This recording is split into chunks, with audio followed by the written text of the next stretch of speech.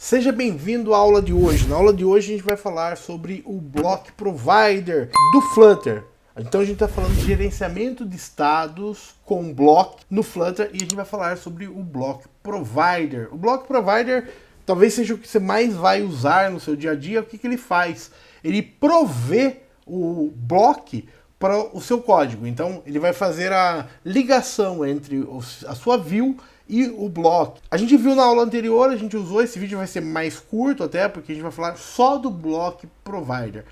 Aqui o que a gente fez? A gente criou esse pequeno aplicativo, né, de aula de block, e quando clicava aqui, ele emitia ali um estado novo, passando o user login com esses dados e fazia mudança de estado na aplicação. Então o que a gente fez? A gente usou o Block Provider aqui em cima, para quê? Para que ele inicialize esse user block e a partir daqui o block builder vai passar nesse context para baixo, perfeito?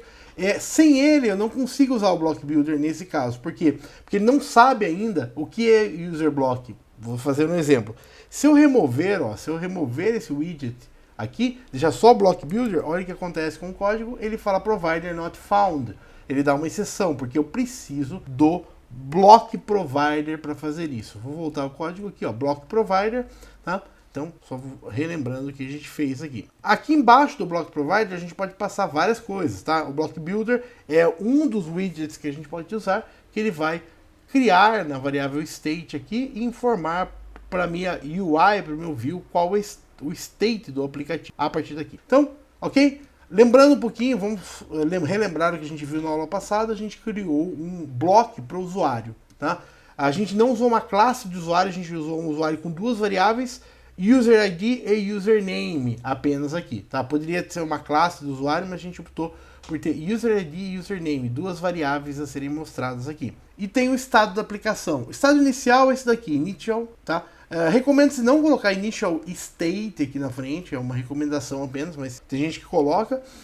E também um outro estado chamado user logged in. Então entra na aplicação, ele está nesse estado. No momento que eu clicar nesse botão, o que ele vai fazer? Ele vai emitir um evento aqui e vai fazer essa mudança de estado aqui para user logged in.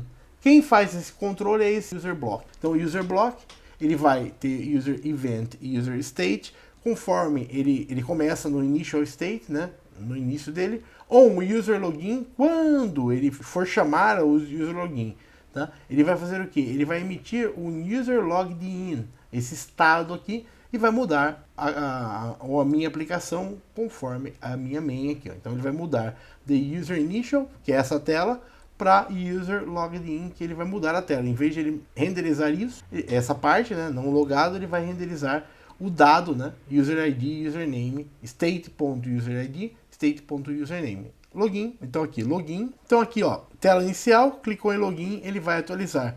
E conforme eu vou atualizando, tá vendo? Ele vai aqui passando uma informação aleatória aqui, ó, um ID entre 1 e 100, né, entre 1 e 100, ele vai colocando ID aqui, um ID random e atualizando, tá? Então, Block Provider. Então, falando um pouquinho mais do Block Provider. O Block Provider, ele vai instanciar a primeira vez esse block, e esse block vai estar disponível para toda a hierarquia abaixo dele. No caso, o Block Builder está abaixo, depois do Block Provider, ele vai saber quem é user block. E quando instancia, ele vai normalmente carregar o que está no super ali da sua classe. Então, por exemplo, quando eu instancio esse user block, ele cria esse construtor e chama user initial aqui. Então, vou trazer para vocês, como a gente está em 2023, o ChatGPT falando um pouco do Block Provider. Então, espero que gostem. O Block Provider é uma classe de pacote do Flutter Block que é usada para fornecer instâncias de blocos para widgets em uma hierarquia de widgets. Então, lembrando que a gente viu, né, de cima para baixo, uma hierarquia. Ele é projetado para trabalhar com um padrão de gerenciamento de estado, conhecido como block. A classe Block Provider tem um tipo genérico que é usado para especificar o tipo de bloco que está sendo fornecido. O bloco pode ser criado dentro do construtor do Block Provider ou pode ser passado como parâmetro. Então o Block Provider pode ser colocado em qualquer lugar da árvore de widgets e pode ser recuperado por qualquer widget abaixo dele da hierarquia da classe Block Provider Off. Eu já vou mostrar exemplo do Block Provider Off daqui a pouquinho. Quando o widget precisa acessar um bloco fornecido pelo Block Provider, ele pode usar uma classe BlockProvider.off para recuperar a instância do bloco. O widget então pode usar o bloco para acessar o gerenciamento de estado. O Block Provider é uma maneira fácil de fornecer e acessar bloco em uma hierarquia de widgets do Flutter. Ele ajuda a separar a lógica de negócios do widget e torna mais fácil gerenciar o estado do aplicativo. Então, retornando para o nosso código. Então, na main aqui, o Block Provider, a gente fez o que? Aqui, mais embaixo, quando ele clicava, a gente passava um número randômico como context.read_user_block_add, tá vendo?